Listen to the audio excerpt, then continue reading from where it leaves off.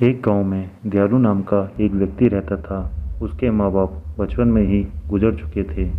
वह खेतों में काम करके अपना गुजारा बड़ी मुश्किल से करता था। उसके पास एक मुर्गी थी जो उसको रोज़ एक अंडा देती थी।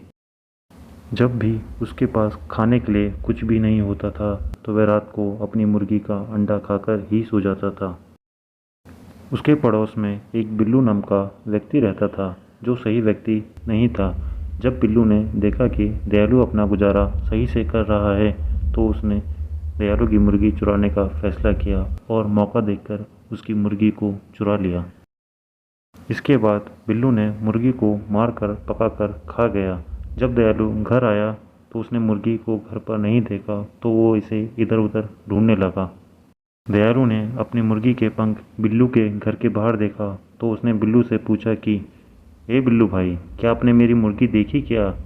मेरी मुर्गी के पंख आपके घर के बाहर हैं। तो बिल्लू ने जवाब दिया, नहीं दयालु भाई, मैंने आपकी मुर्गी नहीं देखा, पर मेरी बिल्ली एक मुर्गी को पकड़ कर लाई थी तो मैंने उसको पका कर खा लिया, पर मुझे क्या पता था कि वह तुम्हारी मुर्गी है।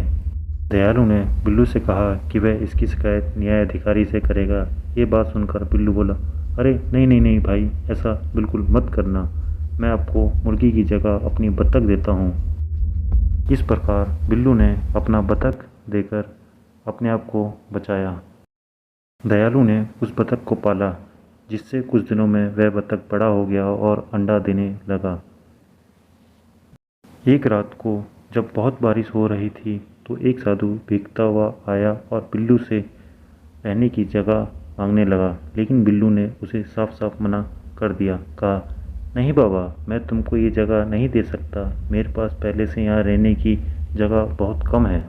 इसके बाद साधु दयालु के घर गया। दयालु ने उसको रहने की जगह दी और उसको खाना भी खिलाया। अगली सुबह साधु जब दयालु के घर से जाने लगा तो उसने बत्तख के सर पर हाथ फेरा। इसके बाद बत्तख ने जब अंडा दिया तो वो सोने का था। दयालु ये देखकर बहुत खुश हुआ। अब बत्तख जब भी अंडा देती वह सोने का होता था।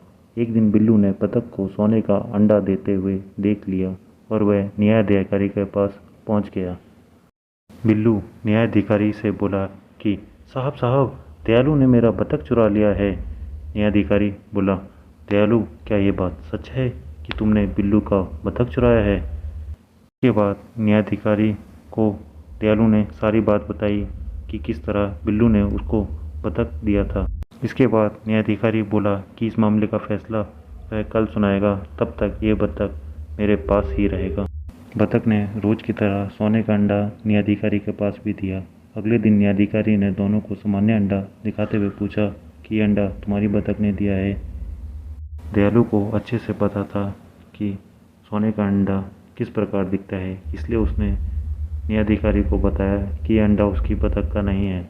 पर बिल्लू को सोने के अंडे के बारे में पता नहीं था कि वह किस प्रकार दिखता है, इसलिए उसने न्यायाधिकारी को बताया कि यह अंडा उसी की बत्तख का है।